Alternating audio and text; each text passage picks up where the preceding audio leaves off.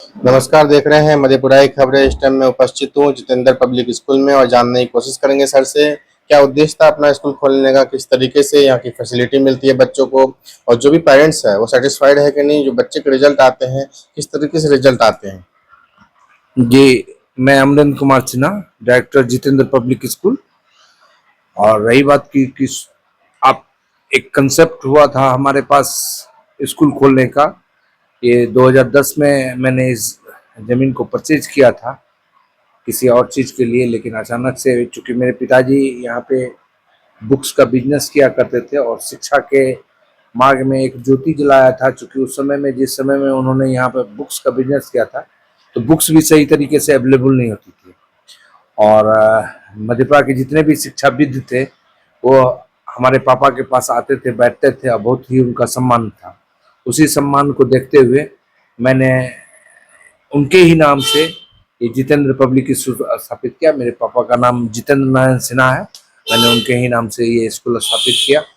और उससे पहले मैं बिजनेस किया करता था, आज मैं स्कूल चला रहा हूँ। अच्छा, स्कूल जैसे चल रहा है, स्कूल तो काफी लोग चला रहे हैं लेकिन रिजल्ट जो है मोस्ट इम्पोर्टेंट थिंग है रिजल्ट। वहाँ के शिक्षक कैसा है और इंफ्रास्ट्रक्चर कैसा है, तो अपने स्कूल में बच्चों के रिजल्ट कैसे आ रहे हैं पिछले कई सालों से। बहुत ही अच्छे रिजल्ट आ रहे हैं। और रिजल्ट के मामले में हमारे यहाँ से जस्ट अभी एक बच्चे जो 8 पास आउट हुए हैं वो बीएचयू में उनका अभी एडमिशन हुआ है। चूंकि फाइनल नहीं हुआ है इसलिए मैंने उसको अभी हाईलाइट नहीं किया है। और अभी मैंने उसको टीसी दिया, एजुकेशन नंबर दिया, वो गए हुए हैं इंटरव्यू के लिए, जस्ट 2 दिन पहले गए हैं।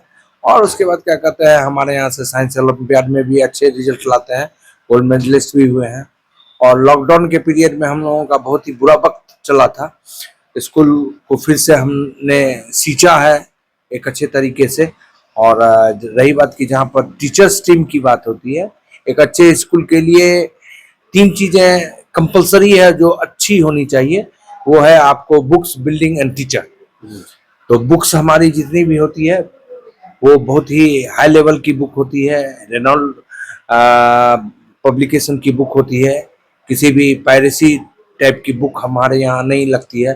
जैसे मैथ्स है तो एस चांद की मैथ्स लगती है, साइंस है तो रत्ना सागर की साइंस लगती है, इंग्लिश है तो कॉलिंस की इंग्लिश लगती है। वो एक स्टैंडर्ड का बुक्स हम देते हैं बच्चे को। और चूंकि स्टैंडर्ड के बुक्स जब होंगे सीबीएसई से। हाँ, सीबीएसई से, तो स्टैंडर्ड के जब तक टीचर नहीं होंगे तब तक वो पढ़ाई अच्छे तरीके से नहीं कर सकते हैं। हमारे पास आउटसाइडर भी टीचर्स हैं और लोकल भी टीचर हैं। लोकल भी टीचर में बहुत अच्छे अच्छे टीचर सब हैं हमारे पास।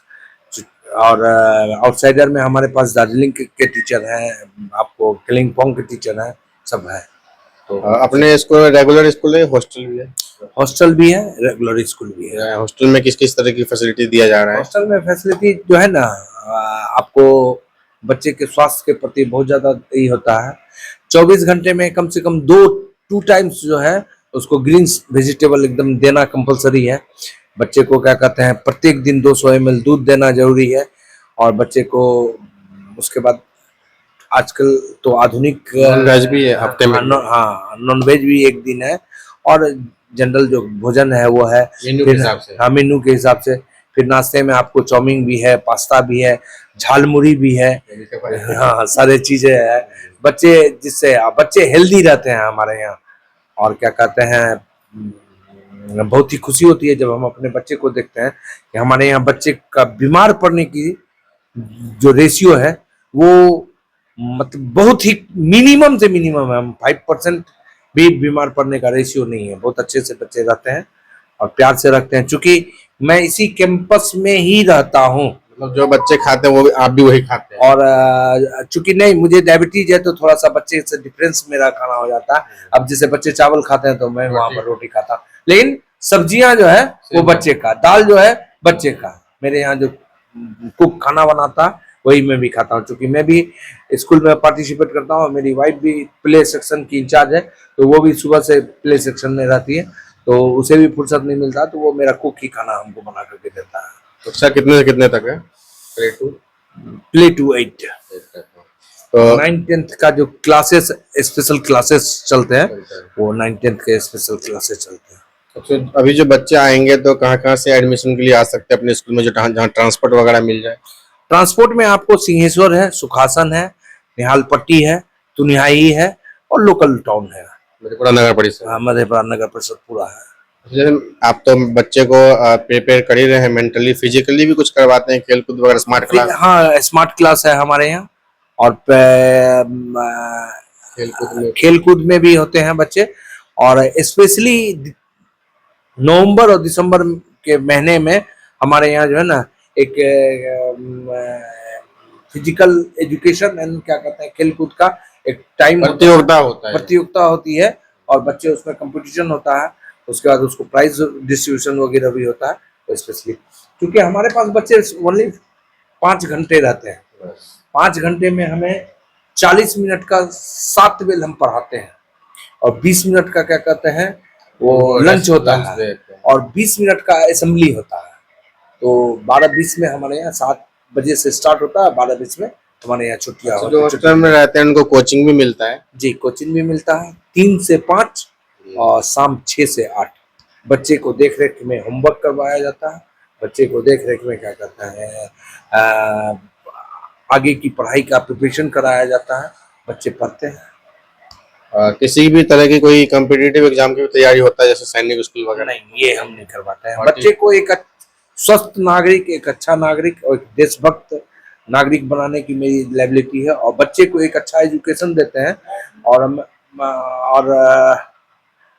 वो जो है कंपटीशन की जब बात होती है तो मैंने देखा है कि हमारे स्कूल से जो भी नवोदय में भरा है वो चला गया है, सिमुतुल्लाह में भी चला गया है, BHU में अभी मेरे यहाँ से एक हर्षित श्रीवास्तव करके एक लड़का है जो कि अभी गया है। आएंगे टीचर्स जो हायर करते हैं आप लोग तो कुछ उसका पैरामीटर चेक करते हैं? भोसा बिना डेमो क्लास का है तो हम अपने यहाँ टीचर रखते ही नहीं है। बच्चे हमारे संतुष्ट हो गए, मैं संतुष्ट हो गया। डिग्री तो बहुत लोगों के पास है पर क्या वो हम डिग्री सर डिग्रियां की जहां तक बात होती है ना तो मधेपुरा में किस तरीके से डिग्री आती है किस तरीके से नहीं आती है वो ना बताने की जरूरत है ना रही है। लेकिन हमारे यहाँ जितने भी अभी बच्चे हैं वो CBSE से पढ़े हुए। अभी भी हमने एक लड़की से बातचीत की है, वो ये था और ठीक है, वो हमने कहा कि हम डेमो क्लास नहीं सर हम डेमो क्लास नहीं दे सकते। तो मैंने कहा सॉरी, विदाउट डेमो क्लास मैंने इवन की नर्सरी LKG UKG के भी टीचर को हम डेमो लेते हैं, उसके कॉपी को चेक करते हैं। बहुत मेरे यहाँ जो टीचर रहते हैं बहुत hard and fast rules and regulation का क्या कहते हैं, जब तक फॉलो नहीं कर पाएंगे हमारे रूल्स को तब तक फिर हमारे यहाँ कोई स्थान नहीं है। अच्छा, बच्चे जो यहाँ पे सोते हैं जैसे बेड या चौकी लगा होता है, एक चौकी पे कितने बच्चे होते हैं? और यहाँ पे फ्रिज वगैरह RO का पानी वगैरह रहता है या कभी कभार दूध वगैरह मिलता है? हमारे यहाँ क्या कहते हैं एक कूलर वाटर के लिए वाटर कूलर लगा हुआ है और RO बड़ी वाली लगी हुई है। 1 घंटा में 50 लीटर आपको क्या कहते हैं वो पानी देते हैं और वो कंटिन्यू चलते रहता है। एक टंकी में वो जमा होता है तो वहां से फिर वो RO में आता है मेन में और फिर क्या कहते हैं चिलर में, उसके बाद बच्चे वहां से पानी पीते हैं। रही बात की कि एक बेड पे एक ही बच्चे होते हैं, एक बेड पर हाँ फिर डबल बेड का बेड, अब जैसे 2 भाई आ गया और वो अलग अलग नहीं होना चाहता, उसके लिए फिर हम डबल बेड भी है उस पे क्या कहते हैं डबल बेड के बच्चे को उस पे दिया जाता है। प्रोसीजर ऑफ एडमिशन का क्या है? एडमिशन के लिए हमारे यहाँ बच्चे का जो टेस्ट होता है, बच्चे अगर क्या कहते हैं एंट्रेंस एग्जाम होती है, आप जब आएंगे उसी समय में आपका एंट्रेंस एग्जाम हो जाएगा। वो बहुत ज्यादा हिसाब से क्लास में डाल उसके हिसाब से उसको क्लास देते हैं। वो पिछले स्कूल में 5वीं में हो तो यहाँ पे 4 हो सकता है क्योंकि अगर हमारे यहाँ 4 के ही एलिजिबल होगा तो वो 4 में ही रहेगा, वो 5th में नहीं। पेरेंट्स के मन से नहीं, मेरे मन से अगर क्या कहते हैं हम देखते हैं वो जिसमें है बच्चे का, अगर किसी कारण से बच्चे का एज हो गया 12 साल और बच्चे पढ़ रहे हैं 3 में तो वो तो उसके लिए दिक्कत हो रही है। तो हमको क्या करना है कि उसको मैं भी कन्विंस करता हूँ कि आप अच्छे से क्या कहते हैं आप तैयारी करो। और ऐसी भी हुई है कि हम 2 क्लास प्रमोट किए हैं। बच्चा अगर 90-95% से प्लस मार्क्स लेके आता है तो फिर उसको हाँ 1 क्लास जंप करवा देते हैं। ये मेरे एजुकेशन का अपना सिस्टम है, हम उसको जंप करवा करके क्या कहते हैं फिर उसको कंटिन्यू कर देते हैं, उसके एज और क्लास को मैच कर देते हैं। जैसे CBSE का रूल्स है कि 14 ईयर्स 6 मंथ जिस दिन एग्जाम देगा उस समय में होना चाहिए। कमजोर बच्चा को बढ़िया से प्रिपेयर करके फिर जंप करवा देते हैं उसको क्लास को जंप करवा देते हैं।